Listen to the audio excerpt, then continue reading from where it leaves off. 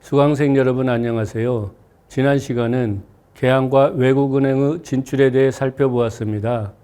이번 시간은 국내 상업의 재편과 한국인은행의 설립에 대해 설명하도록 하겠습니다.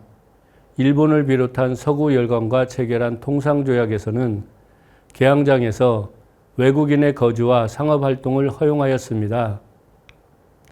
물론 가장 활발하게 진출하고 활동한 것은 일본인과 중국인들이었지만 이들의 활동 범위는 점차 확대되었습니다. 우선 지적할 수 있는 것은 개항장 수의 확대입니다. 지난 시간에 소개했듯이 강화도 조약 체결과 동시에 부산이 개항되었고 그 이후 원산, 인천이 개항되었으며 1890년대 후반에는 목포, 군산 등 5개 항구가 추가로 개항되었고 최종적으로 1904년에 용안포가 개항되었습니다. 이로써 한국의 전 행정도에 하나의 개항장이 설치되어 외국인들이 활동할 수 있는 범위가 전국적으로 확대될 수 있었다고 할 수 있습니다. 게다가 외국인들이 자유롭게 상업활동을 할 수 있는 범위와 지역이 꾸준히 확대되었습니다. 이 표는 외국인들의 개항장의 범위, 연합무역, 한국 내륙 지방에서의 활동 범위가 어떻게 변화해 갔는지를 정리한 것입니다. 표에서 간행리정이란 개항장 항구를 중심으로 동서남북으로 외국인들이 자유롭게 활동할 수 있는 반경을 의미하는데 최초의 통상조약인 조일 수호조규에서는 4km가 간행이정으로 허용되었습니다. 다시 말하면 4km 이내에서는 외국인이 자유롭게 활동할 수 있었던 것입니다. 그러나 표에서 확인할 수 있듯이 그 이후 간행리정은 점차 확대되었습니다. 1882년에 체결한 조청 상민 수륙 무역장정에서는 간행리정이 20km로 확대되었고 1883년에 체결된 조일 통상장정에서는 40km로 확대되어 외국인들의 활동 범위가 크게 확장되었다고 할 수 있습니다.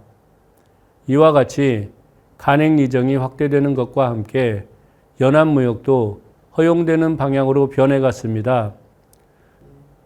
조일 수호 조규에서는 연안해운만 인정했지만 중국과 체결한 통상조약에서 연합무역도 인정되어 외국인들의 활동 범위가 더 확대되었다고 할 수 있습니다.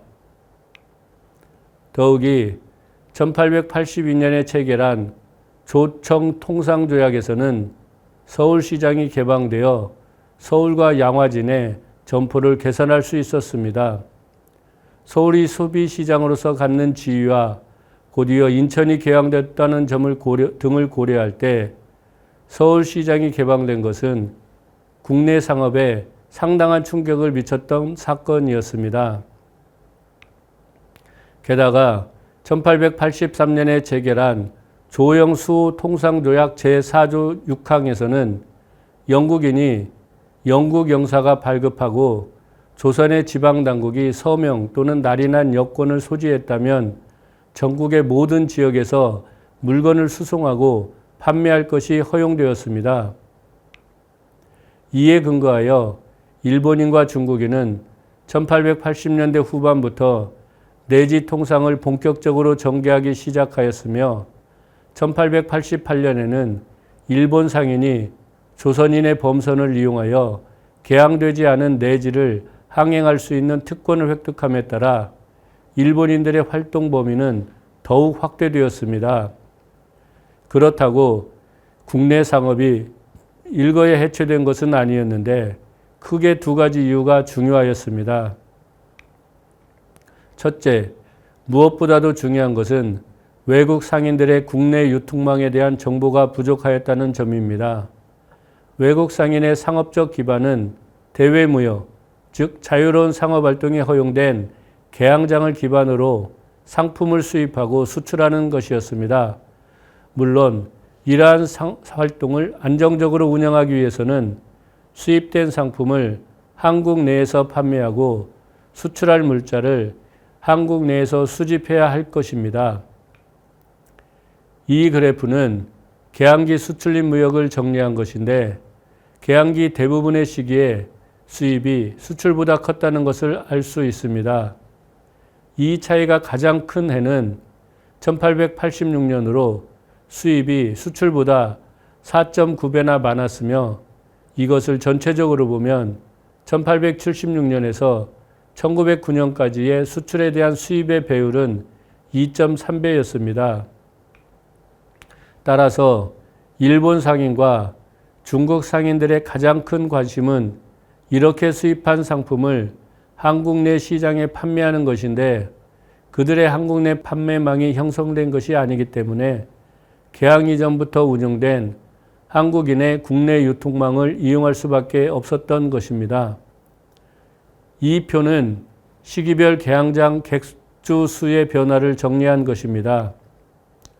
1897년 10월에 목포와 진남포가 개항되기 이전까지 인천, 부산, 원산은 외국 상인이 자유롭게 활동할 수 있는 개항장이었습니다. 표에서 확인할 수 있듯이 개항 이전부터 한국의 대표적인 상인이었던 객주가 청일 전쟁이 발발한 1894년까지는 큰 변화가 없다가 그 이후 크게 증가한 것은 두 가지 요인이 영향을 미쳤다고 생각합니다. 하나는 수입액이 빠르게 증가한 것입니다. 다른 하나는 앞서 설명한 바와 같이 외국 상인의 내지 통상이 제도적으로 보장되었음에도 불구하고 이와 같이 객주가 중요한 것은 외국 상인들의 국내 유통망에 대한 정보 부족에 대해 이들의 재산과 생명을 보호할 정도의 통치권이 확립되지 않은 상황에서 객주를 중심으로 하는 국내 유통망을 이용하는 것이 훨씬 효율적이었기 때문이었습니다. 둘째, 외국 상인들이 내지에 접근할 수 있는 기반 시설이 여전히 부족했다는 점입니다. 외국 상인들이 내지에 접근하기 위해서는 육로 수송이 원활하게 이루어져야 하나 그것을 뒷받침할 만한 교통체계가 아직 건설되지 않았습니다. 해운을 보완하여 수입 상품의 국내 유통에 크게 기여할 수 있는 것은 철도 건설이었는데 경인선이 완공되어 열차가 운영된 것은 1899년 9월이었고 경부선이 완공되어 영업을 개시한 것은 1905년 1월이었습니다. 표에서 확인할 수 있듯이 1900년 이후 객주 수가 감소하는 것은 육로 수송 체계가 정비되면서 외국 상인이 서서히 객주를 대체해가고 있는 것을 보여주는 것이라고 할 수 있습니다. 이 표는 개항기에 금융업으로 설립된 한국인 회사를 정리한 것입니다. 표에서 확인할 수 있듯이 한국인 금융회사가 처음 설립된 1896년 이후 매년 금융회사가 설립되었다고 조사되었으나 그들의 설립 과정, 영업 활동을 자세히 확인할 수 있는 것은 소수에 불과합니다. 1896년에 처음 설립된 대조선은행소는 이후 독립협회를 주도한 고위 관료와 그들과 협력 관계에 있던 서울의 상인들에 의해 설립되었고 대출의 기반은 예치된 국고금이었습니다. 따라서 독립협회 운동이 좌절되면서 이 은행의 활동도 위축되어 1901년에 폐점되었습니다. 1897년에 설립된 한성은행 역시 고위 관료와 서울의 상인에 의해 설립되었는데 이 은행은 황실과 밀접히 연결된 고위 관료의 정치적 성향으로 국고금 취급 권리를 획득하여 더 유리한 조건에서 영업을 개시할 수 있었습니다. 그러나 1899년에 설립된 대한천인은행의 국고금 취급 권한이 이전되면서 한성은행의 영업 성적은 극히 부진하였고 1903년에 영업이 다시 활성화되었던 것은 일본인 은행인 제1은행의 지원 덕분이었습니다. 서울 시중의 유력 상인들이 발기를 주도하여 1899년에 설립된 대한천일은행은 앞서 소개한 여느 한국인 은행과 마찬가지로 국고금 내치가 영업의 기반이었습니다. 그런데 황실과의 밀접한 관계를 계속 유지할 수 있었던 이 은행은 1905년 화폐 정리 사업이 시행되기 전까지 안정적으로 운영되었습니다.